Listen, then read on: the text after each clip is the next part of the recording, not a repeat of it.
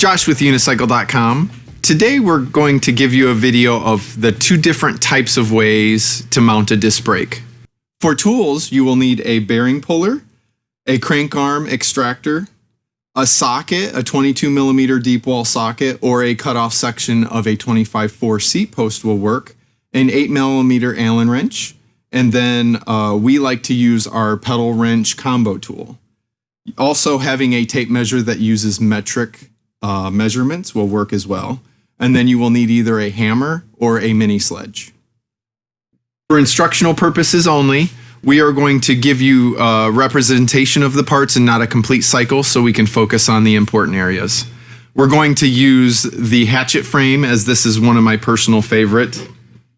So the two main types, we're going to discuss the traditional way to mount a disc brake, and it relies on the left-hand side of the frame, so we will turn it off to the side. You will have a disc brake rotor that mounts onto the hub interface. We have it preloaded here to speed up on time. To install this disc brake rotor, you will need the crank arm puller to extract your current crank arm. And then you will need to remove the bearing, which you need this bearing puller. Once you have that removed, you will see on this hub here, you'll see these nubs. This is where the rotor mounts to it via 6 T25 Allen bolts.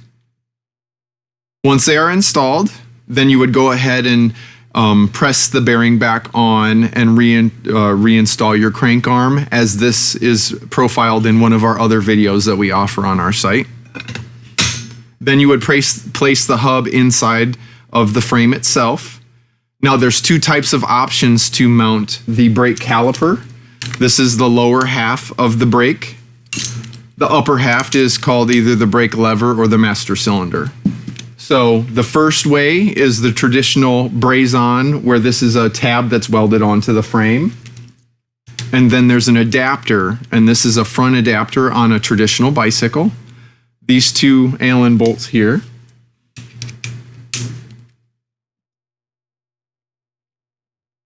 Would thread on, and if you bought a brake kit from us or any other online or your local bike shop retailer, there's a chuck in here to keep the pistons from getting pressed together.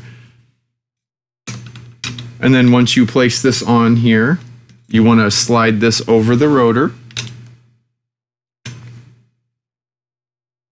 Thread the two Allen bolts in.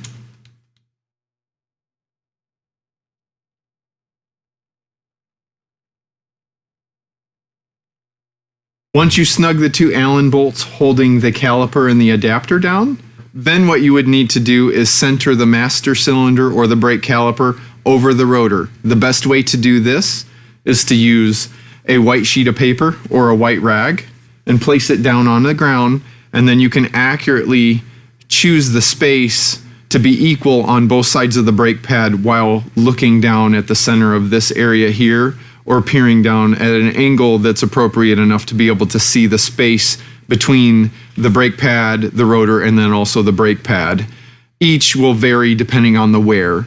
And then you would go ahead and snug these bolts down. Traditionally, these are M5 or M6 or T25 bolts, depending on the brand of brake system that you decide to choose.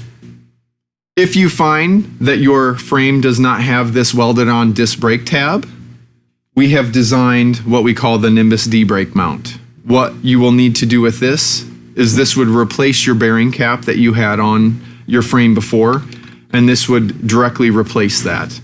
How this fits is you want there no space to be in this back side of the brake cap, and you want this to actually sit flush and tighten all the way down. You want it to be roughly 4 Newton meters.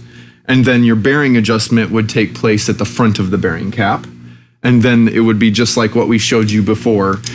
The brake caliper and the brake caliper adapter would mount in the place of this and be centered over the rotor. This concludes the first option if you have a disc brake. Now, option 2 is what we refer to as an outboard disc brake. So if you do not want to relace your disc hub or relace your wheel to get a disc hub installed, then what you can do is go to the outboard disc brake option. which uses a Chris Holm Spirit crank arms. All the double holes have the 6-bolt interface that you need to mount the rotor. And we just did 2 bolts here for instructional purposes only. For outboard disc brake installation, you would be using the right-hand side of the frame. So this is what that side would look like.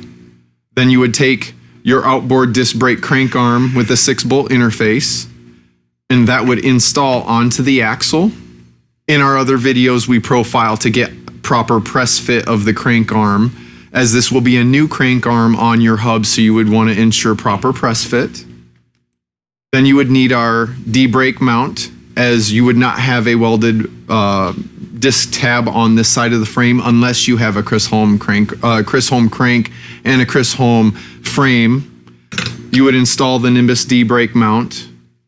Like we said before, you would ensure that the back side, or the side that the caliper would mount to, would be tightened all the way snug, and this would be roughly 4 to 6 Newton meters. And then you would do your bearing adjustment solely on the front of the bearing cap. Then you would take your brake caliper, and it would actually mount on the in between the rotor and the D-brake mount. And this position does have clearance for the crank arm to actually not hit the brake caliper, but then also give you clearance so the spokes of the wheel will not strike this side either. This is how you would do the second type of disc brake setup if you do not have a disc brake hub or the frame mount adapter welded to the frame. Now that you have the brake caliper tightened down and centered over the rotor, now we need to mount the other end of the brake, which is called the brake lever and or master cylinder, onto the saddle. To do this, you have a brake mount. The Chris Holm brake mount uses 4 anchor points to bolt under the saddle. Nimbus uses 2. Both systems are pretty strong and work well.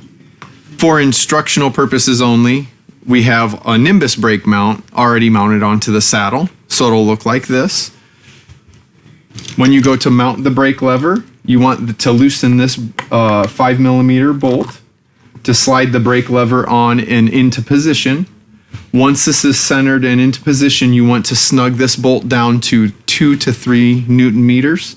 You want it to be snug enough that it holds it still, so as you're using the brake lever doesn't move side to side. But if you were to have an unplanned dismount or the cycle fall for some reason and hit, you want to be able to have about the force of your palm hitting the brake lever to move this out of place. That way you don't break the master cylinder or the brake lever where it clamps to here. And this concludes the full assembly of disc brake system, both outboard and inboard disc brake setups. And we thank you for your time. Now go out and ride.